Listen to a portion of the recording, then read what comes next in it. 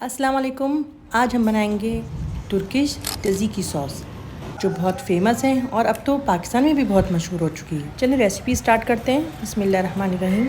खीरे को हम अच्छी तरह कद्दूकश कर लेंगे। किसी भी स्नैक्स के साथ इसको एंजॉय कर सकते हैं, यहाँ तक कि इसको सिर्फ़ और सिर्फ पीटा ब्रेड के साथ लोग खाते हैं। आप इसको रोटी से भी खा सकते हैं और चावल वगैरह के साथ भी हम इसको एंजॉय कर सकते हैं। इसके अलावा डाइट में इसको लोग यूज़ करते हैं। खीरे मैंने कद्दूकश कर लिए हैं और उसमें मैंने नमक ऐड कर दिया है। मिक्स करके मैं इसको 10 मिनट के लिए छोड़ दूँगी। अब हमें चाहिए ग्रीक योगर्ट। ग्रीक योगर्ट क्या होती है? आप कोई भी दही लें अपनी और उसको आप किसी मलमल के कपड़े में आप बांध दें और 4-5 घंटे बाद जब उसका सारा पानी निकल जाएगा तो आपके पास जो बच जाएगी उसको हम कहते हैं ग्रीक योगर्ट। कभी यूज़ करके देखें, आपको बहुत मज़े की लगेगी। अब हमें चाहिए नींबू का रस। नींबू का रस हम इसमें ऐड कर देंगे। उसके बाद हमें चाहिए ऑलिव ऑयल।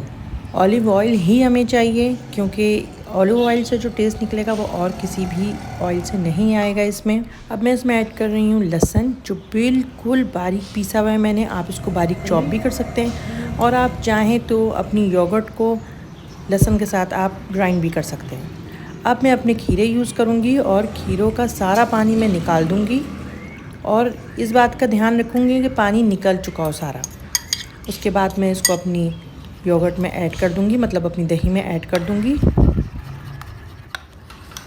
अब इसी तरह से मैं बिल्कुल बारीक चॉप किया हुआ पुदीना यूज़ करूँगी।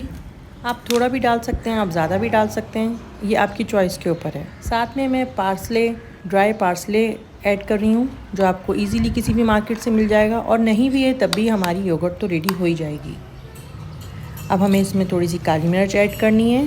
खीरे में हमारे नमक पहले से था, लेकिन अगर आपको कम लग रहा है तो आप थोड़ा सा नमक ऐड कर दें इसमें।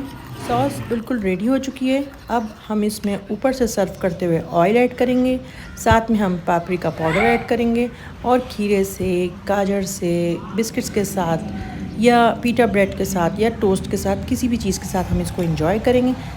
चाहें तो देसी स्टाइल रोटी चावल के साथ भी आप एंजॉय करें। चलें नेक्स्ट रेसिपी तक के लिए अल्लाह हाफिज़।